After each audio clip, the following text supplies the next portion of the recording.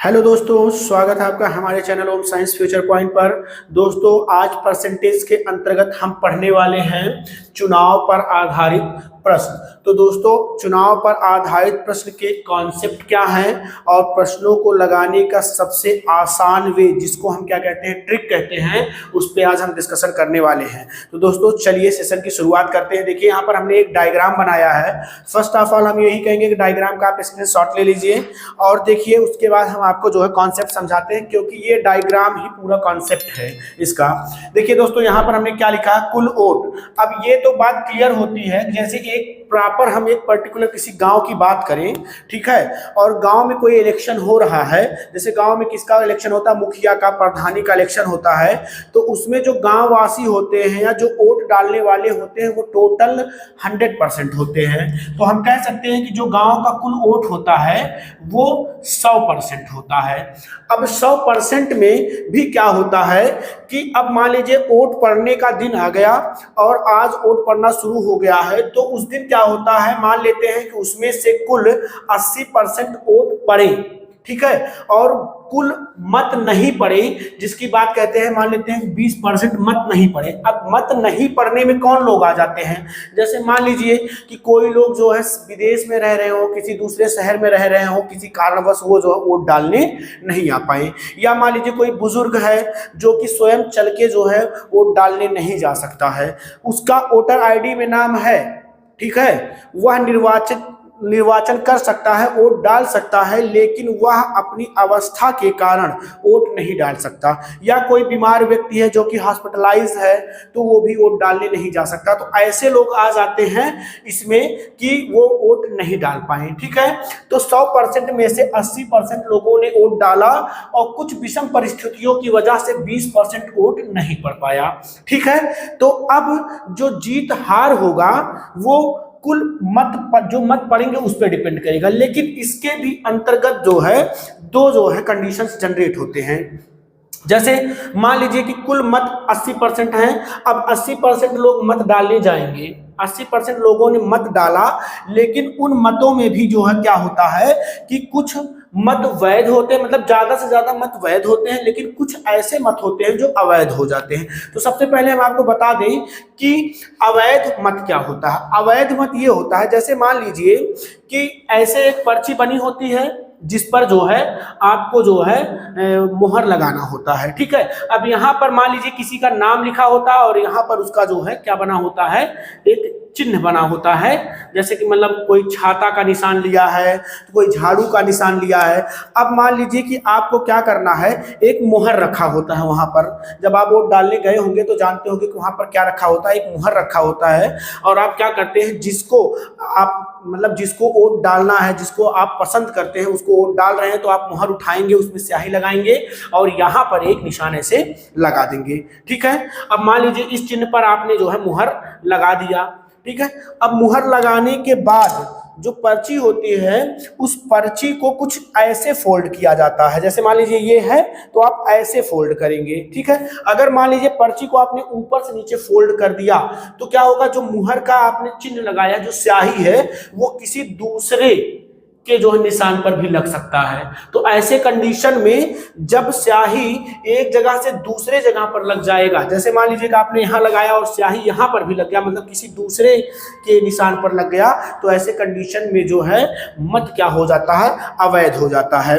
या आप कह सकते हैं कि जो है मुहर चिन्ह और नाम दोनों पर आपने मुहर लगा दिया। जैसे मान लीजिए कि चिन्ह पे भी मुहर लगाया और जो प्रधान है, मान लीजिए प्रधानी की ही बात कर ले रहे हैं, मुखिया की ही बात कर ले रहे हैं, और मुखिया के नाम पे भी आपने जाके मुहर लगा दिया, या उसकी फोटो बनी है उस पर भी आपने मुहर लगा दिया। अगर दोनों तरफ मुहर लगा दिया तब भी आपका जो है मत क्या हो जाएगा, अवैध हो जाएगा, ठीक है। तो जो मत अवैध हो जाते हैं, फिर वो जीत और हार में उनका कोई भी रोल नहीं होता है।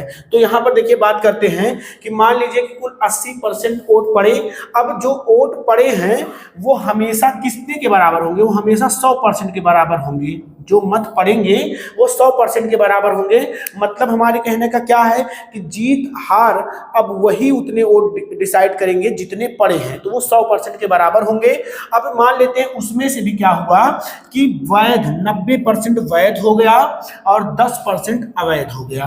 ठीक है, अब यहां पर थोड़ा सा आपको समझना है, अगर इस कॉन्सेप्ट को आप अच्छे से नहीं समझ पा रहे होंगे तो हमने प्रतिशतता में, ठीक है, आय और व्यय पे आधारित प्रश्नों को बताया है और वहां पर ये कॉन्सेप्ट क्लियर समझाया है कि जो बचता है वो हमेशा 100% के बराबर होता है। ठीक है, तो यहां पर क्या होगा कि 90% मत क्या है, वैध है, और इसमें से 10% मत क्या है, अवैध हो गए, जो कि जीत और हार में इनका कोई रोल नहीं होता है। ठीक है, अब क्या होगा, वैध मत में भी, वैध मत में जो 50% से ज्यादा वोट पाएगा, मतलब आधा से ज्यादा वोट पाएगा, वो चुनाव जीत जाएगा, और जो आधा से कम वोट पाएगा वो चुनाव हार जाएगा। तो वही हमने लिखा कि वैध मत में भी जो 50% से अधिक वोट पाएगा वो विजेता घोषित हो जाएगा, और जो 50% से कम वोट पाएगा वो हार जाएगा। एक चीज और हम आपको बताना चाहेंगे कि चुनाव भी डिपेंड करता है, कभी कभी गांव के अंदर ही आपने देखा होगा, आप भी किसी न किसी गांव से बिलोंग कर रहे होंगे, तो कभी कभी गांव में क्या होता है कि दो प्रत्याशी ही जो है खड़े हो जाते हैं चुनाव के लिए, दो उम्मीदवार होते हैं, कभी कभी उम्मीदवारों की संख्या 2 से ज्यादा हो जाती है। ठीक है, तो ये दो कंडीशन बनेंगे। तो ये हमारा पूरा कॉन्सेप्ट था। अब आइए हम प्रश्नों के माध्यम से आपको पूरा जो है कॉन्सेप्ट प्रश्नों के माध्यम से भी समझाएंगे, और फिर इसको लगाने का जो ट्रिक होगा उसको भी बताएंगे। साथ ही साथ हमारा टारगेट जो है मैथ का टारगेट कि हम 30 सेकंड में अपना एक क्वेश्चन लगा ले जाएं, इसके लिए जो बेस्ट वे होगा, जो बेस्ट रास्ता होगा, जो बेस्ट ट्रिक होगा, हम उसको जो है क्लियर करेंगे। तो चलिए दोस्तों, देखिए यहाँ पर हमने एक प्रश्न ले लिया है। एक चुनाव में 2 उम्मीदवार थे, एक उम्मीदवार को 38% मत मिले और उसे 7200 मतों का नुकसान हुआ, अर्थात वो 7200 वोटों से हार गया। तो हमें प्रश्न पूछा जा रहा है कि वैध मतों की कुल संख्या कितनी होगी। ठीक है, तो मान लेते हैं कि चुनाव में 2 उम्मीदवार थे, दिया भी गया है 2 उम्मीदवार हैं, दोनों उम्मीदवार को हमने मान लिया कि एक उम्मीदवार ए है और एक उम्मीदवार बी है। अगर इस उम्मीदवार को 38% मत मिला है तो इस उम्मीदवार को कितना मत मिलेगा, हमने बताया था कुल वैध मत कितने के बराबर होते हैं, 100% के बराबर होते हैं। अब 100% में से अगर 38% ए को मिल गया तो 38 इसमें से माइनस कर दीजिए, अर्थात 62% मत किसको मिल जाएगा, बी को मिल जाएगा। और हमने ये भी बताया था कि वैध मतों की जो संख्या होती है, अगर वैध मतों से 50%, वैध मतों के 50% से अधिक जो वोट पाएगा वो क्या होगा, विजेता। और ये देखिए 50% से अधिक है, 62% है भाई, तो ये हो जाएगा हमारा विजेता। विजेता कितना वोट पाया है, 62% पाया, और हारने वाला जो है वो 38% वोट पाया है, तभी तो उसे 7200 मतों का नुकसान हो रहा है। ठीक है, अगर यूं कहें कि जो हार रहा है उसे हम 7200 वोट और दे दें, ठीक है, तो ये क्या कर जाएगा, अब ये चुनाव जीत जाएगा और ये चुनाव हार जाएगा। ठीक है भाई, यहां पर ये हार रहा था, इसे 7200 वोटों का नुकसान का क्या मतलब, हार गया ना 7200 वोटों से। अगर 7200 वोट इसे हम और दे दें तो ये किसके बराबर हो जाएगा, विजेता के बराबर हो जाएगा। तो क्यों ना हम इसको इस तरीके से कर लें कि 38% में अगर हम 7200 को क्या कर दें, प्लस कर दे, तो ये किसके बराबर हो जाएगा, विजेता टीम के बराबर हो जाएगा। और विजेता टीम ने कितना पाया है, 62% पाया है। अब आइए परसेंट का डिफरेंस निकाल लेते हैं, परसेंट को एक तरफ करेंगे तो यहाँ से देखिए 7200 यहीं पर रहने दीजिए, 62% में से हम माइनस कर देंगे 38%, और ये हमारा आ जाएगा 24%। और 24% किसके बराबर होगा, 7200 के, तो 1% बराबर हो जाएगा 7200 बटा 24, 24 तिया 72, कितना आ जाएगा 300। ठीक है, और वैध मत कुल कितने होते हैं, 100% होते हैं, तो अगर 1% 300 के बराबर है तो 100% बराबर हो जाएगा 300 गुणे 100, अर्थात 3 30,000 के बराबर हो जाएगा। तो यहाँ पर हमें वैध मतों की कुल संख्या पूछी गई थी, तो इस तरीके से हमारा ऑप्शन नंबर डी जो है वो क्या हो जाएगा, करेक्ट हो जाएगा। साथ ही साथ अगर मान लीजिए इसमें हमसे पूछ लिया जाता कि बताइए कि ए कितना वोट पाया है या बी कितना वोट पाया था, तो वो भी निकालना आसान है। जब हमें 1% का मान पता चल गया है तो अब हम ए का मान भी निकाल सकते हैं। ए पाया है 38%, तो 38 गुणे हम क्या कर देंगे, 300 कर देंगे, और ये हमारा हो जाएगा 11,400। अगर हम बी की बात करते हैं तो बी 62% वोट पाया है, 1% 3 के बराबर है, तो इसमें हम 300 से गुणा कर देंगे और ये हो जाएगा हमारा 18,600। ठीक है, तो इस तरीके से जो है हम प्रश्नों को सॉल्व करेंगे। चलिए और प्रश्न लेते हैं। आइए दोस्तों, हमने यहाँ पर दूसरा प्रश्न ले लिया है और ये प्रश्न है कि एक चुनाव में एक उम्मीदवार को 84% मत मिले और वह 476 मतों के बहुमत से निर्वाचित होता है, अर्थात चुनाव को जीत जाता है। डाले गए मतों की कुल संख्या, तो हमने क्या बताया कि कुल मत हमारा 100% होता है। 100% में दो उम्मीदवार थे, एक उम्मीदवार ए और एक उम्मीदवार बी था। ठीक है, एक उम्मीदवार को 84% मत मिला और वह जो है 476 मतों के बहुमत से जीत गया, तो दूसरे उम्मीदवार को कितना मिलेगा, दूसरे उम्मीदवार को 100 में से 84 माइनस कर दीजिए, अर्थात कितना वोट मिलेगा, 16% वोट मिलेगा। अब देखिए ध्यान से यहाँ पर कि दोनों के देखिए यहाँ पर क्या है, कह रहा है कि 476 मतों के बहुमत से निर्वाचित होता है, अर्थात हम कह सकते हैं, अर्थात वह 476 मतों के अंतर से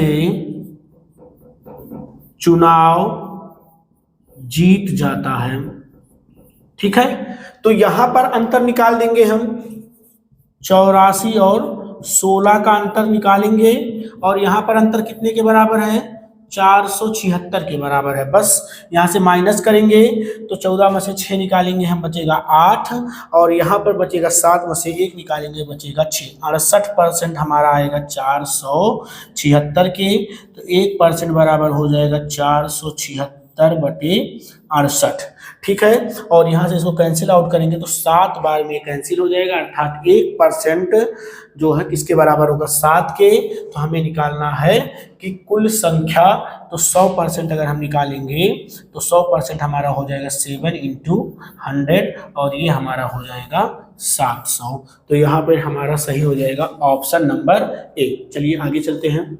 आइए दोस्तों, जैसा कि हमने बताया था कि जब चुनाव होता है तो चुनाव में कभी कभी जो है उम्मीदवार 2 होते हैं, कभी कभी उम्मीदवारों की संख्या 2 से ज़्यादा होती है। तो उसी पर आधारित हमने एक प्रश्न लिया है कि एक चुनाव में इस बार देखिए कितने उम्मीदवार हैं, 3 उम्मीदवार थे। अब देखिए 3 उम्मीदवार हो, चाहे 10 उम्मीदवार हो, चाहे 10,000 उम्मीदवार क्यों ना हो, लेकिन जीत और हार हमेशा 2 उम्मीदवार के बीच में होता है, क्योंकि जो जीतता है वो तो जीता ही है और हारने वाला जो होता है वो दूसरे नंबर पर ही होता है। बाकी तो सब जो है भीड़ जमा करने के लिए होते हैं।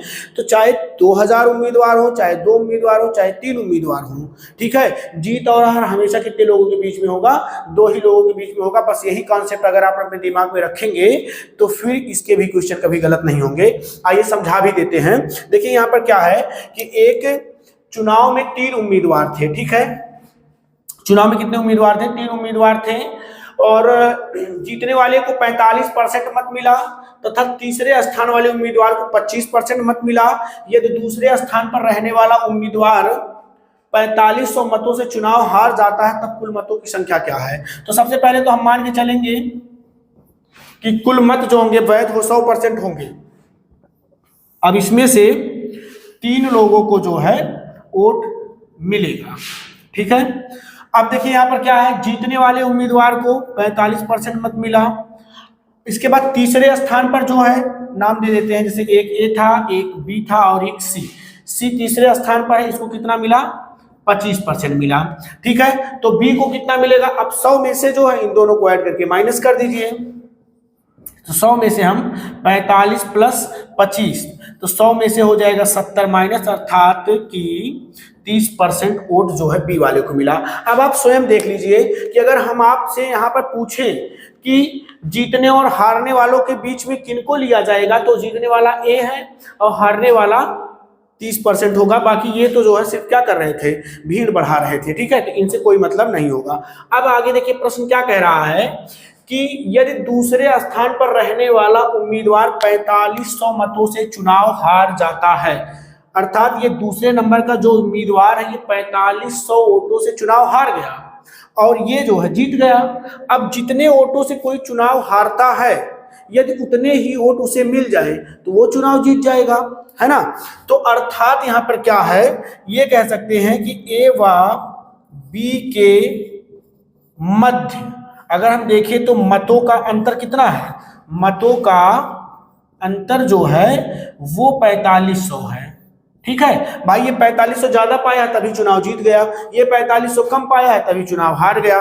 अगर मतों का अंतर 4500 है तो यहाँ पर परसेंटेज का अंतर देख लेते हैं, क्योंकि जो वही परसेंटेज का अंतर है ना, जो परसेंटेज का अंतर है वही जो है मतों के अंतर के बराबर होगा। कहने का मतलब ये है कि जैसे 45% जीतने वाला पाया, हारने वाला 30% पाया, तो ये बराबर होगा किसके, 4500 के बराबर होगा। अब इसको अगर हम माइनस करेंगे तो आएगा कितना, 15%, ठीक है। तो ये जो 15% है ये किसके बराबर होगा, 4500 के बराबर होगा, ठीक है। हम दोनों दूसरे शब्दों में कह सकते हैं कि अगर बी 15% वोट और पा जाता तो बी चुनाव जीत जाता, या हम कह सकते हैं कि बी यदि 4500 वोट और पा जाता तो वो चुनाव जीत जाता। तो दोनों बात सेम है, चाहे कहें 15% वोट पा जाएगा तब भी चुनाव जीत जाएगा, या फिर हम कहें कि 4500 वोट पा जाए तब भी चुनाव जीत जाएगा।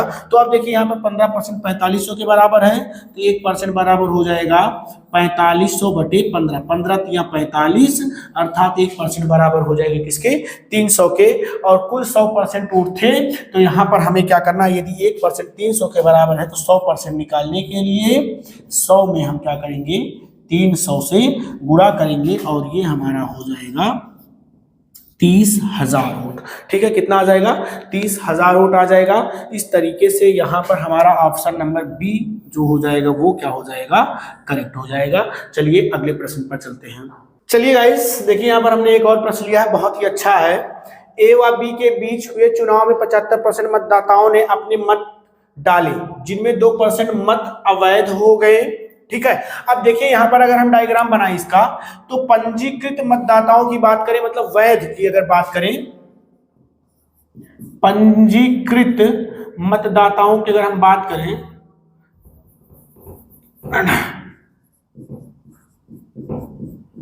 पंजीकृत मतदाताओं की बात करें तो उनकी संख्या क्या होती है, 100% होती है। मतलब इनके नाम से वो जो पर्ची आती है वोट डालने के लिए वो आएगी, ठीक है। लेकिन अब उसमें से कितने लोग डालेंगे कितने लोग नहीं डालेंगे उस पर बात करते हैं। पंजीकृत मतदाताओं की संख्या 100% थी, ठीक है। उसमें से क्या हुआ कि 75% मतदाताओं ने अपने मत डाले।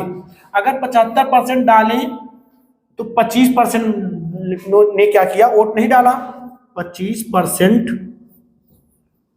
25% मत नहीं डाले, तो डाले 75% दिया ही गया है, 75% जो है मत पड़ा है, यहाँ पर ऐसे लिख देते हैं मत पड़ा, 75% मत पड़ा है यहाँ पर। अब इसमें से क्या होता है, जो मत पड़ा है उसमें से 2% मत अवैध हो गए। हमने अवैध का कंडीशन अभी आपको स्टार्टिंग में बताया था, क्या हुआ, 2% मत अवैध हो गए, ठीक है।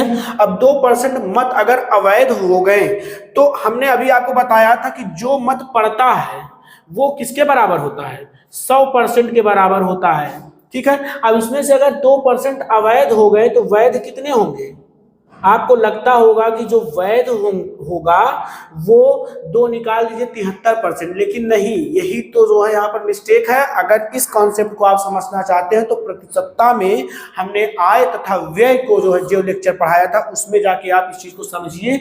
बहुत ही लाजवाब तरीके से हमने point to point sequence by sequence हमने परसेंटेज पढ़ाया है, ठीक है। चलिए तो यहाँ पर जो है बचेंगे कितने, 98 98%, 98% वोट हमारे क्या हैं, वैध हैं। अब इस वैध में से वैध मतों का 75% था। देखिए यहाँ पर क्या हुआ, अवैध हो गए। ए ने 9261 मत प्राप्त किए, जो वैध मतों का 75% था। ठीक है, ये वैध मत है। अब वैध मत में भी क्या होगा, वैध मतों में से भी जो है हारने और जीतने वाले वोट पाएंगे। अब ए के बारे में बता रहा है, एक उम्मीदवार ए था जो कि वैध मतों का 75% वोट पाया है, और वो किसके बराबर है, वो बराबर है 9261 के बराबर है। ठीक है, तो हमें निकालना क्या है, कुल पंजीकृत मतदाताओं की कुल संख्या क्या है। तो अगर हम यहाँ पर मान लें कि पंजीकृत मतदाताओं की कुल संख्या क्या है, यक्स है, तो देखिए यहाँ पर हम क्या करेंगे, बहुत आसान तरीका एकदम बता रहे हैं, इससे इजी इसके लिए कुछ है नहीं। देखिए एक्स पंजीकृत मतदाताओं का 75% मत पड़ा था, ठीक, 75% मत पड़ा।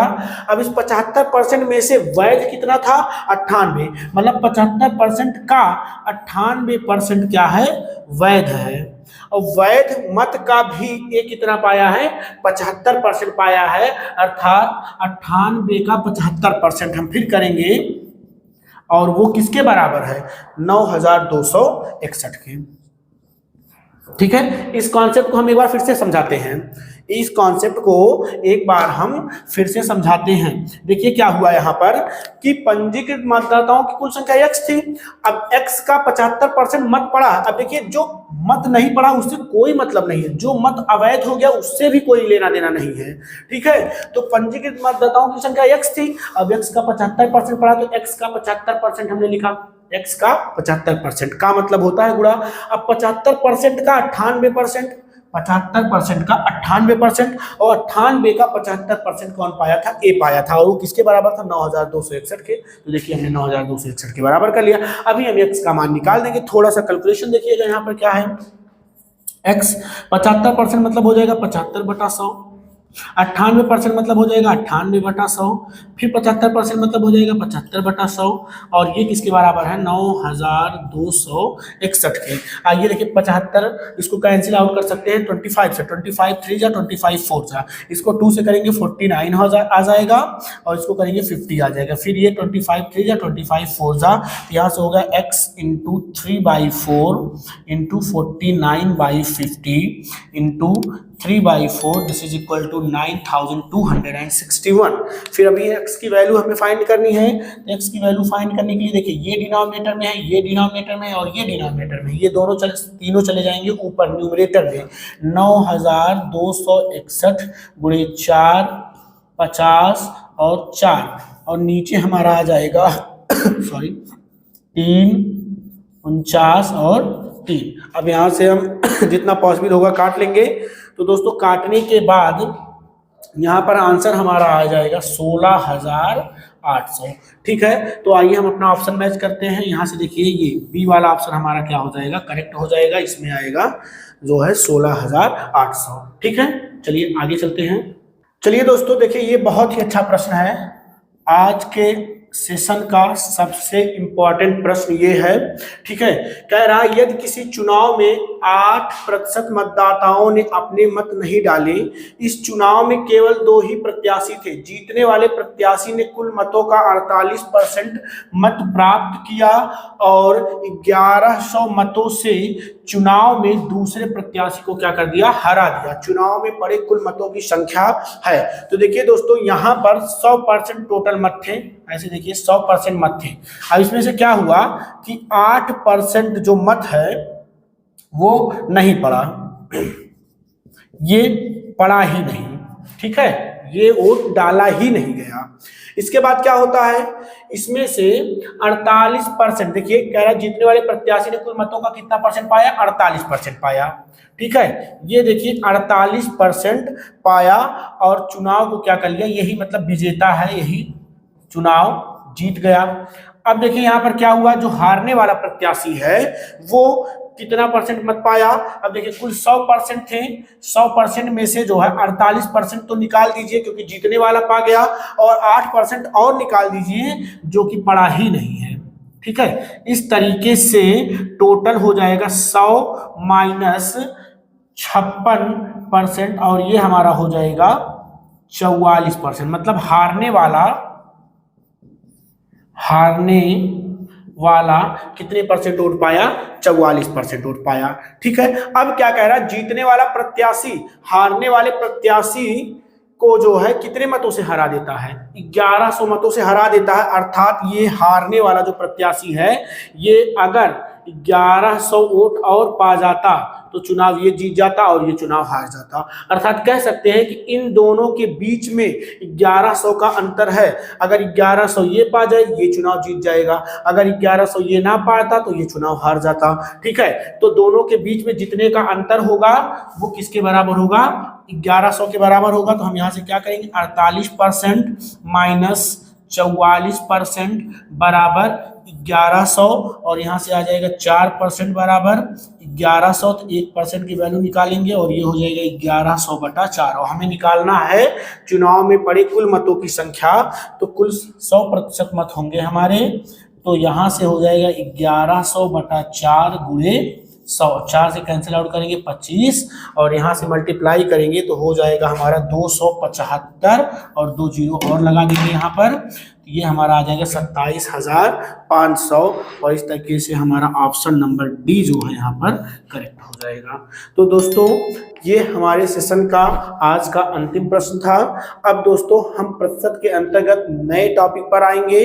अगर इसमें कोई डाउट्स हो तो कमेंट बॉक्स में आप हमें जरूर बताइएगा। आज के लिए इतना ही है। Thank you.